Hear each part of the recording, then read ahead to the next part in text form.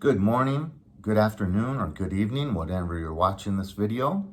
I wanted to just quickly, because I mentioned last time that it was proof for me that God has been protecting me my whole life because of how many near-death experiences I've had. So I wanted to show share the first four that come to mind. So it was about 1984. Had my first motorcycle, Honda, 1976 Honda Super Sport. And I was on the freeway, going on the freeway the first time in my life on a motorcycle. I'm 17 years old. So I get on the freeway, the 405, going northbound on Santa Monica Boulevard. And I was gonna go up to Mulholland and then take that nice twisting road over to Beverly Glen and back home. Well, I just barely got into the second to fast lane, so I think they call that lane number 2, or maybe it's the other way around, but not the fast lane, the lane right next to it. So I'm in that lane. I just got up into 5th gear. It was only 5 gears, so that was the top gear. And I'm going about 60 miles an hour, and the front tire blows out. Immediately, my hands started going back and forth so fast, I couldn't even see them. Probably going about 40 degrees each direction, back and forth. And I don't know how I was able to ride that out. But I got off on the first exit, which was Wilshire Boulevard, with a totally flat tire. Now, how was I able to stay upright at 60 miles an hour with no front tire, steering wheel like this? I don't know how I survived that. Second thing was I was jumped by a whole gang in about 1987. It was about probably January, February of 1987. And this beating went on for about 20 minutes. The first 5 minutes was me on the ground getting kicked in the head with steel-tip boots. So the Suicidal Tendencies gang in Venice jumped me, and it was set up. And while I was getting kicked in the back and the ribs and the head, there was a girl that was scratching my face the whole time. And I have a family member that I grew up with that was extremely threatened by everything about me. And this person was determined to take away my good looks. And I, for months afterwards, thought I was gonna always have all these scars. She literally dug her nails into my face and would rip off flesh. So after the 5 minutes of that, then I literally get propped up against the wall where I'm just semi-conscious, just like this. And there was a line, and they were just holding their beer, talking and drinking until it was that person's turn. And then he would say, "Hold my beer," to the guy that was holding me up. And they would pull off and slug me in the face as hard as they could. So I got a concussion, a broken jaw, broken nose. My whole face was just scarred with these deep gouges taken out of them. Some are still visible and have had sun exposure after that when they were healing that caused some of them to still be around. I could have died with all those kicks to the head. And that was my third concussion. So, the fact that I'm still able to communicate somewhat clearly is, I have betrayal trauma. And that's one of the incidents, because I had my 2 best friends there. And how did that go on for 20 minutes at a little tiny party? There was only people in the front yard and people in the backyard. And when the thing started in the front yard, most of the gang members in the backyard rushed to the front, because that's what happens with fights, especially when it's a gang. They all jump in, And how did my friends not see that or try to help me? And my best friend that was there from early childhood just idolized my brother. And, he would do things behind my back in cahoots with my brother. Like, my brother had 3 beautiful, incredible 1950s motorcycles. And the one I loved the most was a Triumph, the same one that Marlon Brando rides in The Wild One.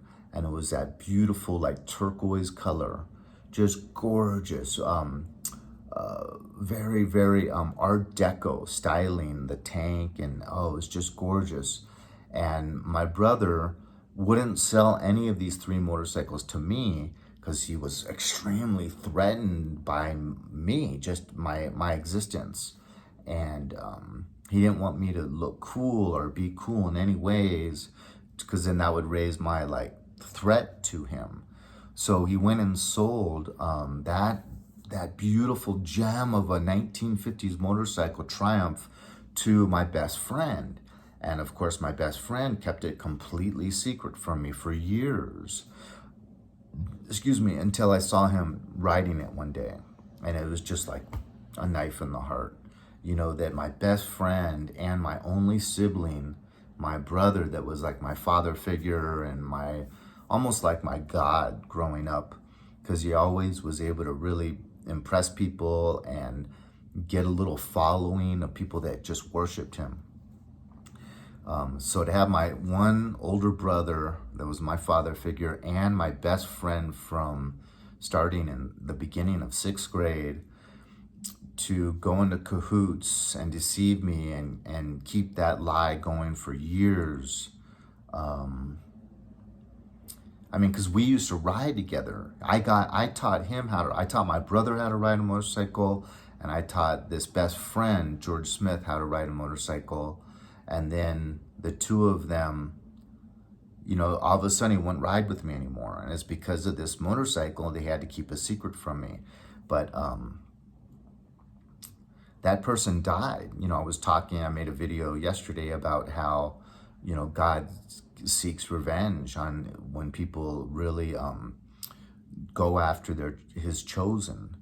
And, he got cancer and he died. In like his, I guess like his around age 40, maybe somewhere between 40 and 40, yeah, right around 40. So I should have mentioned that in that one, but yeah, because he also stole my favorite jacket from me, and I ended up finding it in like his best friend's closet, like 12 years after it had been stolen from me. My favorite knife, he stole that from me, and I ended up finding it in his fishing tackle box, like, 20 years later, just all destroyed and beat up. So, this person, I didn't realize that, but he really did not have good morals. He had an alcoholic father, so I'm not trying to place blame. We all go through stuff that shapes us and molds us, but the amount of betrayal that he exhibited towards me was pretty heartbreaking towards me. So that suicidal tendencies one was pretty hardcore, and the realization that my brother may have had something to do with it. Because like I said, I was set up at this party, and I was brought there by that friend of mine, George Smith, who just idolized my brother and would do anything for him. So, it just may have been presented, Sheldon's kind of uppity. We need to bring him down a notch. So let's have this happen, And I'm really lucky to not have received like permanent brain damage from that experience. I really, really got into backpacking. And then that, by this great, beautiful girlfriend I had for 3 years, a Spaniard that spoke 4 languages fluently, lived in Russia for like 3 years. But she got me into backpacking, and it started up in Mammoth. And then I would just go locally up to Mount Baldy, which was only 49 minutes from door to the mountain. 49 minutes. So I was going a lot. And then that grew into going in the wintertime, getting crampons. And I eventually got an ice axe and a helmet. But at this time, I didn't have the ice axe or the helmet. And there's a bowl where, you can snowboard. A lot of people, including myself, you can hike up that bowl when you don't have ice, when you have powder, and snowboard down that. And this dog here, Ozzy, would follow me up the hike and then run after me as I'd snowboard down. But I just loved going to Mount Baldy, and halfway up there's a cabin. Sierra Nevada owns this cabin, which is from the early 1900s, and you can stay overnight there. But it's a little resting spot. It's about halfway up. And then right after the cabin, you have to cross this big bowl. And it's exposed to wind. There's no trees in the bowl. So it gets really, really icy. Well, I went through this. I had crampons, but they weren't long. After this, I bought some crampons with long spikes. I think I just had real little spikes on these crampons. And I didn't really know the danger. I didn't have an ice axe. So I'm hiking across this bowl, just kind of with my trekking poles, just kind of like normal, not knowing the amount of risk I had. I was alone. Lost my footing. Bam, sliding head face. My knees ended up being so sore the next day because, it's ice, and I started immediately sliding probably about 35, 40 miles an hour, so fast. And there was a cliff coming, and there was a tree stump. So, just the maybe top 3 feet, or just 3 feet of the tree, and it was sawed off. And I was able to veer and aim towards that tree in order to save my life from going off that cliff. And I was able to go right into it. Just my nose just exploded. Probably why I have a fat nose these days, from that party where I was jumped and this incident. And at the same time, I had a Camelback water in the Camelback backpack. And so that cord got pulled out upon impact, and my nose exploded. So there was water and blood flying everywhere upon impact. And that I was having a hard time figuring out afterwards, where did all that fluid come from? There was red and white fluid flying everywhere. But right after I hit, I see my nice, expensive Olympus camera, long before smartphones, going without me, going right off that cliff. So it was almost like a message from God, that if I didn't save you here with this tree stump, that would have been you. You would have been that camera, So that one, I went home for 3 days and just kind of reassessed my lifestyle and how I had to be smarter. Because I feel like I stared death in the face on that day, almost more than any other experience. But that can kind of ground you and kind of get you to reevaluate the value of life and how important it is to make smart decisions. And that was definitely what that experience did for me.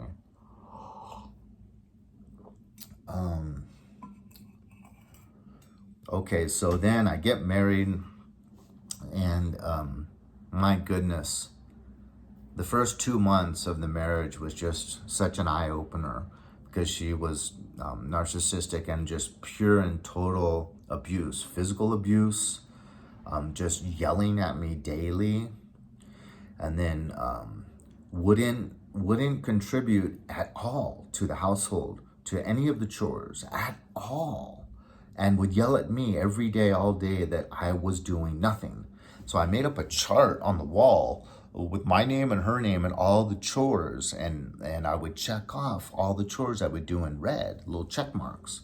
And she had no check marks. The only thing she would do, and this was for the image, was so that people at my work could see that my wife was doing something, is she would make me breakfast.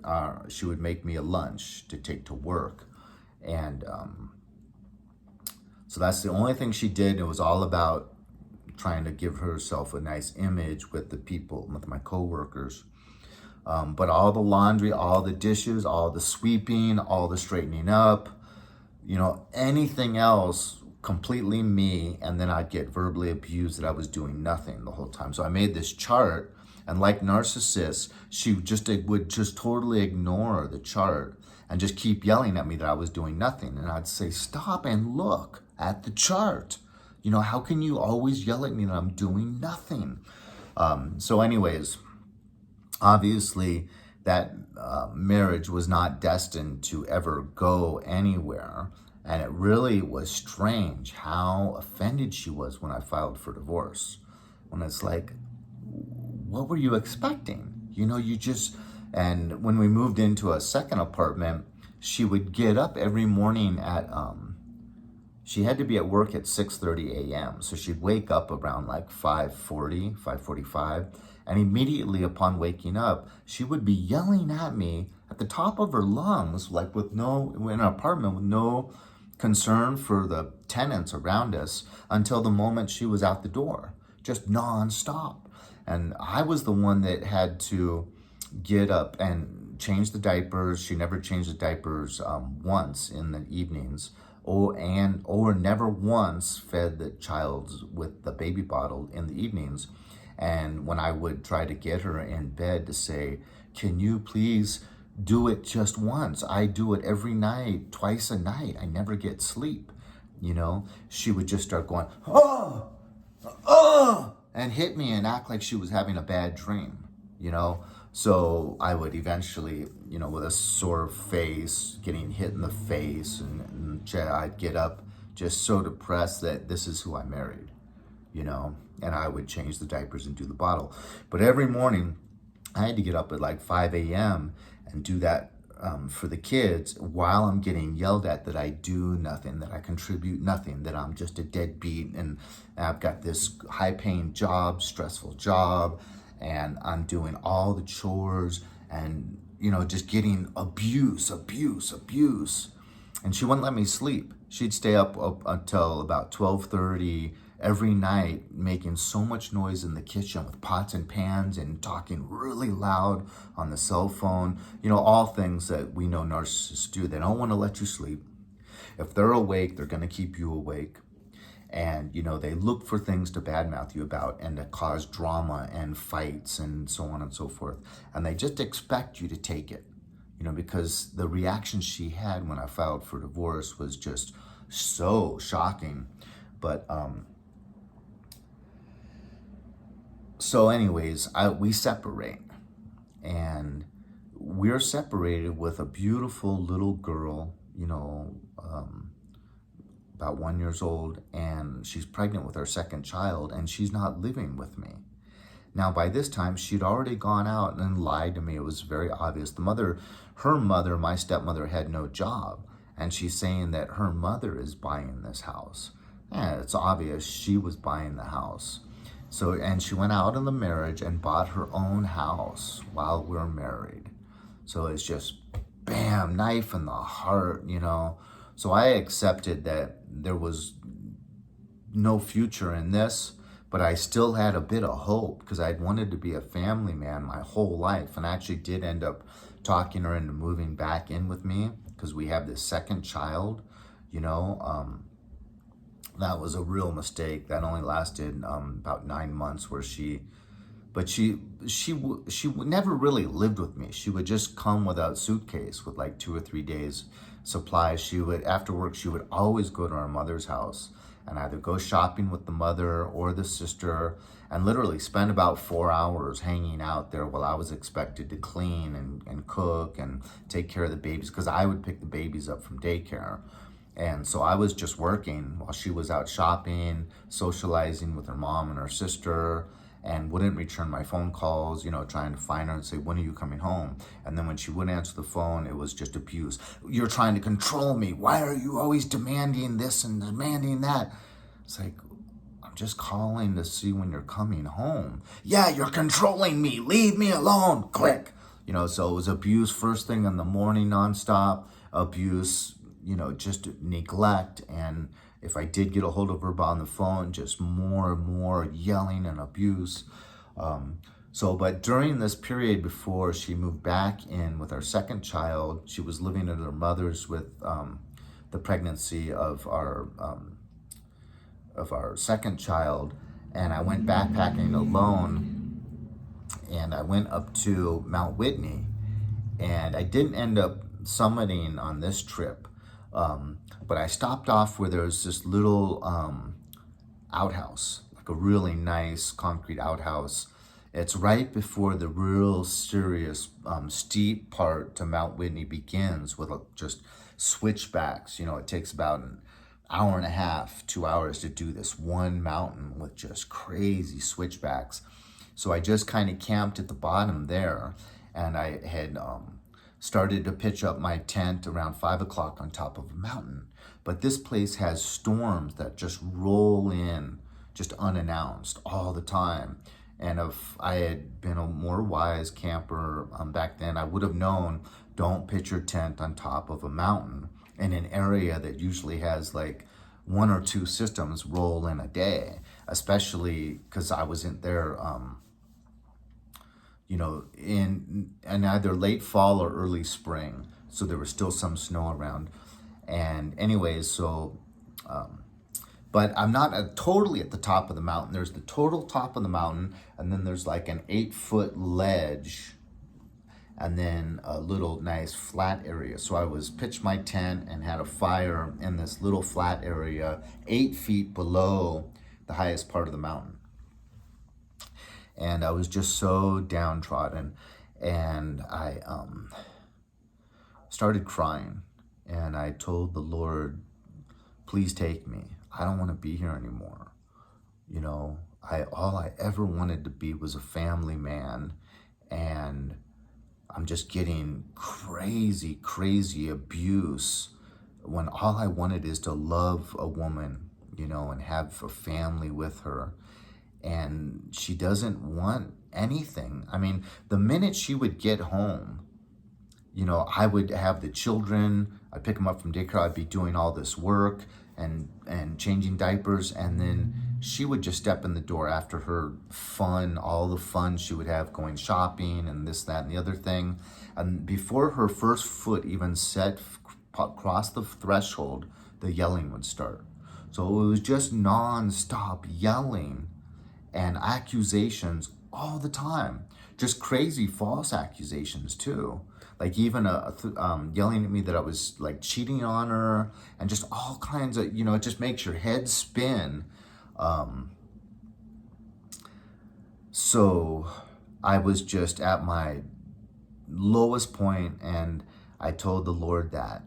And while I was still saying that, I'm standing by the fire, maybe 3 feet from the fire, 8 feet away from me. Lightning hits the ground. Lightning actually comes all the way down out of the sky and hits the ground 8 feet from me. I jumped like I've never jumped so high in my entire life. I literally think NBA basketball stars cannot jump as high and as far as I jumped. Just jumped through the air like, I felt like I traveled at least 5 feet away and 5 feet in the air. And when I came down, I was by that ledge, that mountain ledge, and it had a big crack in it where I was able to get into the mountain like 3 feet. And so I just jumped in there and started just shaking, because I have never heard something as loud as this lightning. Lightning can be so loud from a distance. From a far distance, it can be so loud. But to have it right there, wow. And it just said, I am the Lord your God. Honor me, respect me. You have one life, and that is my gift to you. And it just said that so loud and unmistakably to me. And I just said, I'm sorry, Lord, I will never ask you again to take my life. I respect my life. I now realize how stupid I was to say that. I want to make a good life. I'm so sorry, but just please help me get through this time period in my life. Wow, that was a crazy one. But now this has gone on 24 minutes, so I'm going to end it here and just say, betrayal trauma is a bitch. You know, recovering from narcissism is one thing. Recovering from being the family scapegoat is more severe. But then realizing that the vast majority of best friends you've had and girlfriends you've had have been narcissists also, because that's what you feel familiar with. That's another icing on the cake. And then realizing all the betrayal trauma, you know, that you've had from the core of your life, the people that are supposed to love you more than anything in the world, you know, wow. I mean, from my father to my mother to my brother, just the amount of trauma and betrayal, it's really hardcore, especially when you've been so successful at suppressing it with marijuana, and then you just go completely sober. It just, bam, hits you right in the head, kind of like that lightning bolt. So thank you for letting me go through some therapy. I can't afford therapy. Even with my health insurance, it'd be $150 for the first 2 sessions. And so if anyone's found this interesting and you're still watching, I greatly appreciate you and would ask you to maybe subscribe. Yeah, but the good Lord is good, and he's going to use everything in my favor. You know, for those who love him, all things will be used in your favor. Thank God that I have this connection. You know, and when I lay in bed and I say my prayers, you know, I feel the presence of Mother Mary and Jesus. And it's just so nice to have this. You know, I've often said I would go through it all again, because the good Lord draws near to the brokenhearted. And so the more brokenhearted you are, the more you just feel that reality. And think about people that are born into nice, homogeneous families. They don't have any reason for the Lord to really prove their existence to them. And so, in a way, it's a blessing, right? To be so betrayed by flesh and blood that the only one that you'll trust is the one that's always drawn near to you and always giving you this message, you know, I got this. You're protected. You are loved. You know, it's just a beautiful, beautiful thing. And it's all extremely worth it. I would go through all of it again just for this connection and this love that I feel from the most loving entity in the entire universe, and that's my creator. The same individual that created the universe is omnipotent, is omnipowerful, is just knows everything. I mean, I could go scuba diving to the bottom of the ocean. Oh, I didn't mention that one. I ran out of air scuba diving at 184 feet down. Completely ran out of air and was able to surface without getting the bends. After a 45-minute dive, that's not supposed to happen. I should not have survived that incident. So all these experiences where it just feels like I shouldn't have survived, but I came out of it, sometimes unscathed. How did that happen? It's the good Lord. I can remember another time I fell snowboarding. One more story, was snowboarding on an icy cliff in Wrightwood, not too far from Mount Baldy, a stone's throw, and caught my downhill rail, probably going like, 20 miles an hour, and just flew down a steep hill backwards and came down so hard on my head that my neck was totally jacked up, but I was completely paralyzed, lying there in the snow, looking up at the people going up on the chairlift and people saying, are you okay? Are you all right? And I just literally was just completely paralyzed. And then all of a sudden, after maybe, felt like 6 minutes, but it was probably more like 2 minutes, I was able to start wiggling my toes and then my fingers. And then I was able to move my legs, and slowly everything came back. I think I was completely paralyzed and should have been paralyzed for the rest of my life. But the good Lord, in his graciousness, worked a miracle and said, no, I need to use you. I don't want you to be in a wheelchair. Wow. So the Lord is good. He's with us from the moment we wake up to the moment we go to sleep. Heck, we got the guardian angel looking over us even in our sleep. God bless us. The good Lord loves us so much, and he'll use everything to our benefit. Amen.